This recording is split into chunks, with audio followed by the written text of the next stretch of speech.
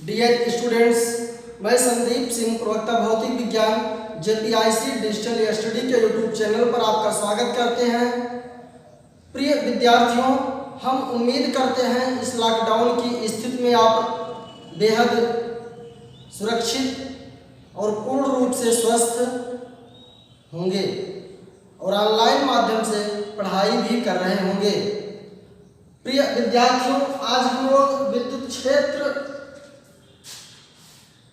पाठ में एक महत्वपूर्ण हेडिंग की चर्चा करेंगे जिसका नाम है वैद्युत द्विध्रुव तथा वैद्युत द्विध्रुव आघूर्ण।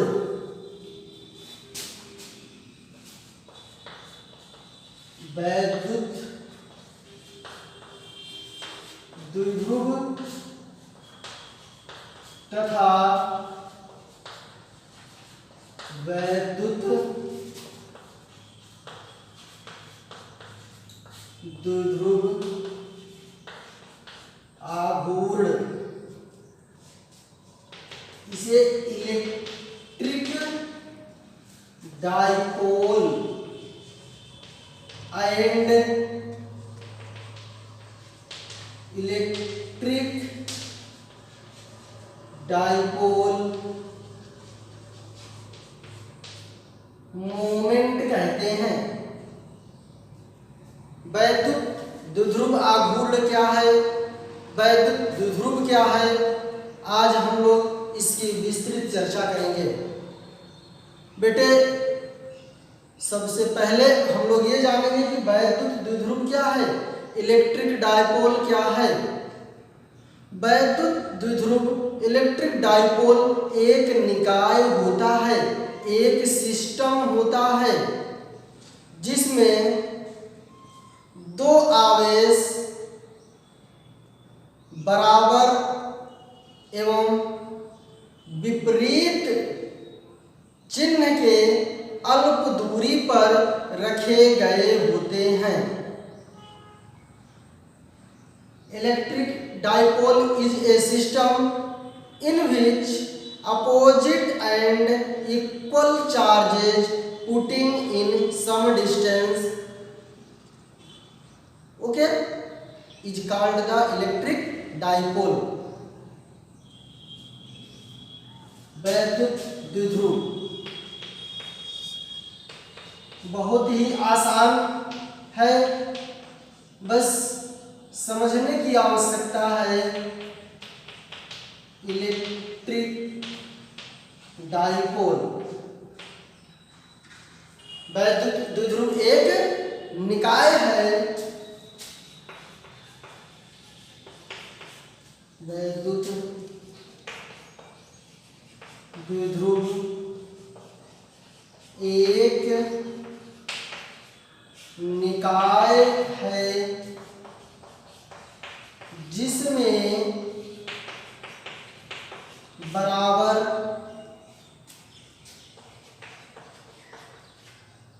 परंतु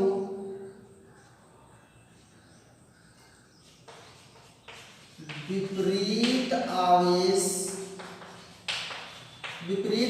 मतलब यदि एक पॉजिटिव रहेगा तो दूसरा नेगेटिव रहेगा, यदि पहला नेगेटिव रहेगा तो दूसरा पॉजिटिव रहेगा, जिसमें बराबर परंतु विपरीत आवेश अल्प दूरी पर रखे गए होते हैं। इस निकाय को वैद्युत द्विध्रुव कहते हैं। इस निकाय को हम क्या कहते हैं, वैद्युत द्विध्रुव कहते हैं, जिसमें बराबर परंतु, ये इंपॉर्टेंट पॉइंट है, बराबर परंतु विपरीत आवेश होने चाहिए, बराबर होने चाहिए, इक्वल होने चाहिए। जैसे क्यों है तो दूसरा भी क्यों ही होगा, लेकिन माइनस क्यों होगा। यदि पहला 2q है तो दूसरा भी 2q ही होना चाहिए, लेकिन -2q होना चाहिए। अब वैद्युत द्विध्रुव के इसी निकाय के एक आवेश और उसके बीच के दूरी के गुणनफल को वैद्युत द्विध्रुव आघूर्ण कहते हैं। इसी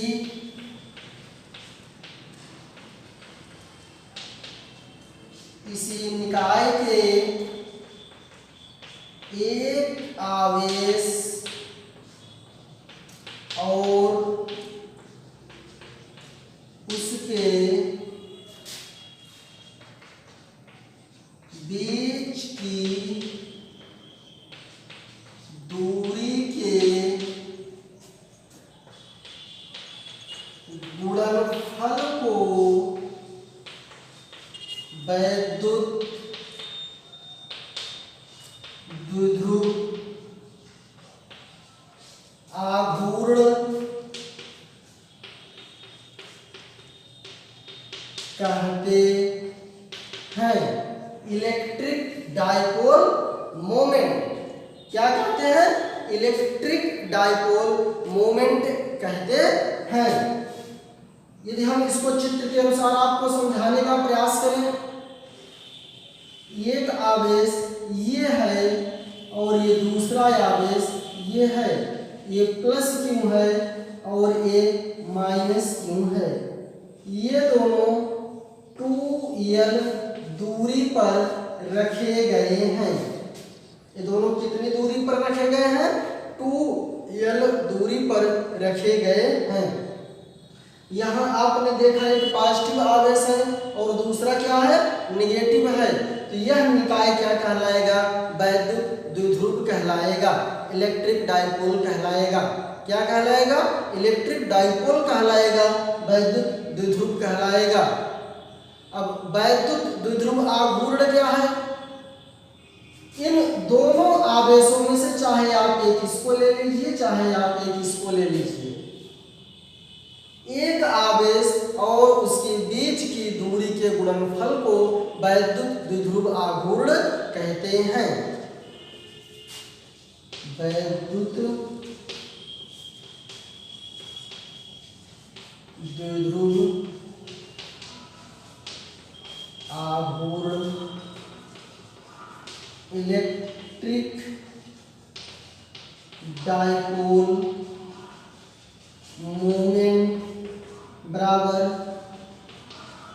क्या रहेगा? एक चार्ज रहेगा, आवेश और उनके बीच की, मतलब उन आवेशों उनके बीच की दूरी। वैद्युत द्विध्रुव आघूर्ण को P से व्यक्त करते हैं। किस अक्षर से व्यक्त करते हैं? P से। आवेश यहाँ क्या है? चाहे आप पॉजिटिव लेंगे या फिर आप निगेटिव लेंगे, वैद्युत द्विध्रुव आघूर्ण एक सदिश राशि होता है, इसलिए यहाँ पर ऋण चिन्ह का कोई भी मतलब नहीं होगा। गुणे 2l, P बराबर 2ql। P बराबर क्या हो गया? 2ql हो गया। बिल्कुल समझ में आया। अब यहाँ पर एक जब P सदिश राशि है तो इसमें दिशा होती है, इसलिए यहाँ क्या लगा देंगे? वेक्टर लगा देंगे। क्या लगा देंगे? वेक्टर लगा देंगे। यहाँ पर एक प्रश्न ये होता है, यदि वैद्युत द्विध्रुव आघूर्ण एक सदिश राशि है तो इसकी दिशा कहाँ से कहाँ होती है? क्योंकि आप लोग जानते हैं सदिश राशियां वे भौतिक राशियां हैं जिनमें दिशा और परिमाण दोनों होता है। इसकी जो दिशा होती है निगेटिव चार्ज से सदैव पॉजिटिव चार्ज की ओर होती है। कहाँ होती है? निगेटिव चार्ज से, आप ये देखिए, निगेटिव चार्ज से पॉजिटिव चार्ज की ओर किसकी दिशा होती है? सदैव वैद्युत द्विध्रुव आघूर्ण की दिशा निगेटिव चार्ज से पॉजिटिव चार्ज की ओर होती है, जबकि वैद्युत क्षेत्र की दिशा जो होती है वो इसके उल्टा, अर्थात पॉजिटिव आवेश से ऋणात्मक आवेश की ओर होती है। ध्यान दीजिएगा, वैद्युत क्षेत्र की जो तीव्रता होती है वो पॉजिटिव से निगेटिव की ओर उसकी दिशा होती है। जैसे ये पॉजिटिव चार्ज है और ये निगेटिव है। अब पॉजिटिव से निगेटिव की ओर किसकी दिशा होगी? वैद्युत क्षेत्र की तीव्रता की दिशा पॉजिटिव से निगेटिव होगी। और ये निगेटिव है, ये पॉजिटिव है, निगेटिव से पॉजिटिव किसकी दिशा होगी? वैद्युत द्विध्रुव आघूर्ण की दिशा होगी। वैद्युत द्विध्रुव आघूर्ण की दिशा निगेटिव से पॉजिटिव होती है, जबकि वैद्युत क्षेत्र की तीव्रता का दिशा पॉजिटिव से निगेटिव होता है। समझ में आया बच्चों? अब देखें, यहां पर हम लोग, अब आपको पहले भी बताया जा चुका है, जो भी भौतिक राशि पढ़ते हैं उस भौतिक राशि का हम विमीय सूत्र ज्ञात करते हैं, उसके मात्रक को जानते हैं। तो वैद्युत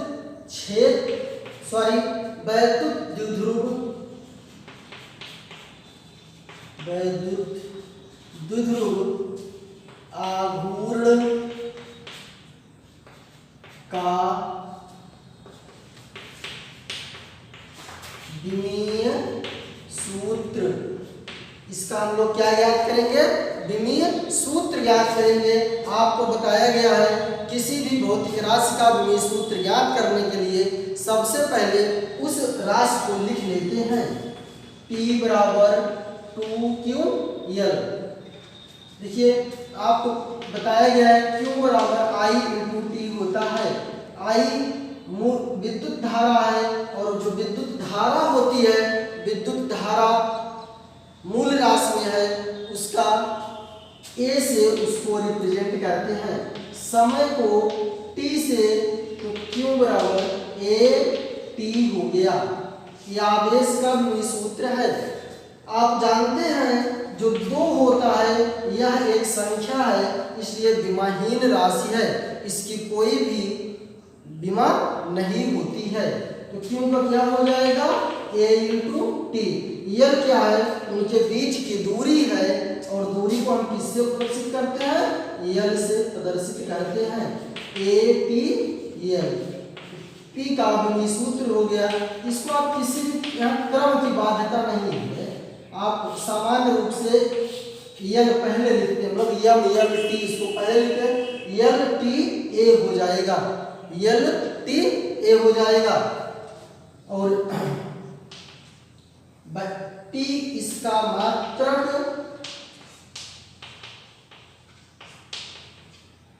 इसका मात्रक क्यों है? क्यों का आप जानते हैं कूलाम होता है, और इसका मीटर होता है। Coulomb into metre. किस सिस्टम में है? SI सिस्टम में है, अर्थात MKSA सिस्टम में है। MKSA सिस्टम में क्या है? कूलाम इंटू मीटर है, जबकि डिवाई भी इसका एक मात्रक होता है। डिवाई, इसका डिवाई भी एक मात्रक इसका होता है, जो CGS पद्धति का मात्रक है। वैद्युत द्विध्रुव आघूर्ण का CGS पद्धति में मात्रक डिवाई होता है। तो उम्मीद करते हैं आपको ये पूरा का पूरा वैद्युत द्विध्रुव क्या है और वैद्युत द्विध्रुव आघूर्ण क्या है, इस छोटे से वीडियो में पूरा आप समझ गए होंगे। अब नेक्स्ट लेक्चर में हम लोग वैद्युत द्विध्रुव के कारण उत्पन्न वैद्युत क्षेत्र की तीव्रता का अध्ययन करेंगे। धन्यवाद।